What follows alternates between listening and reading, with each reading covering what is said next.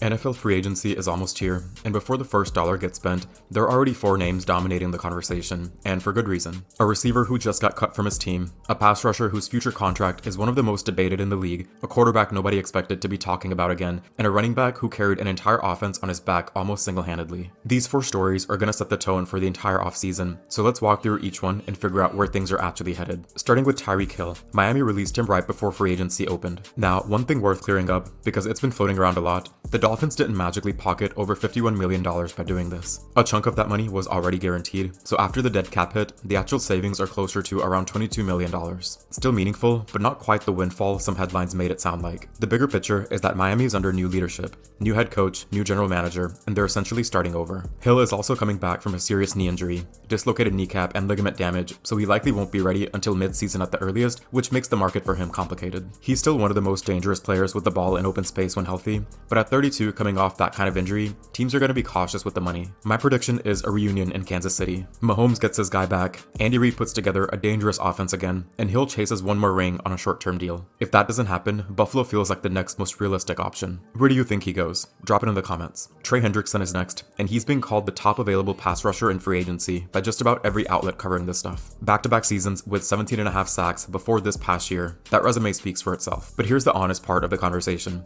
He's 31, plays one of the most physically demanding positions in football, and he just missed 10 games with a serious hip injury. That combination doesn't automatically mean he's done, but it does mean a team handing him a massive deal is taking on real risk. A lot of people have Chicago, Dallas, Indianapolis, and San Francisco in the mix, and one name that came up in the comments that genuinely makes sense is Washington. They have the cap space and a clear need on the defensive line. That said, I think Chicago is the move. Ben Johnson and Ryan Poles both have shown they're willing to be aggressive, and dropping an elite edge rusher into that young Bears defense could honestly flip them into a playoff team overnight. My prediction is Trey Hendrickson signs with Chicago. If you've been enjoying this breakdown, by the way, hit subscribe. It helps more than you know, and there's a lot more content like this coming. Now, who do you think is the top free agent available this offseason? I want to hear your take down below. Malik Willis and Breece Hall round out the 4, and both stories are genuinely fascinating in different ways. Willis was supposed to be a franchise quarterback a few years back, then the NFL labeled him a bust pretty quickly. He lands in Green Bay, spends 2 years learning under Jordan Love, and quietly rebuilds his entire reputation. In limited playing time this past season, he completed over 85% of his passes, ran for over 100 yards, and the Packers offense didn't miss a beat when he was under center. Now, he's a free agent, and Miami keeps coming up as the front runner. New GM and coaching staff both have strong Green Bay ties, and Tua's situation there is genuinely uncertain. It feels like a natural fit. Then there's Breece Hall, over 1,000 rushing yards, over 350 or so as a receiver, doing all of it on a Jets offense that had almost nothing else working around him. He's a complete back, and several teams, including Kansas City and Denver, would love to get their hands on him. But my read is he stays in New York. The Jets franchise tag him, he's back for another year in the Big Apple, and we're having the same conversation again next offseason. So there's my 4. Hill to Kansas City,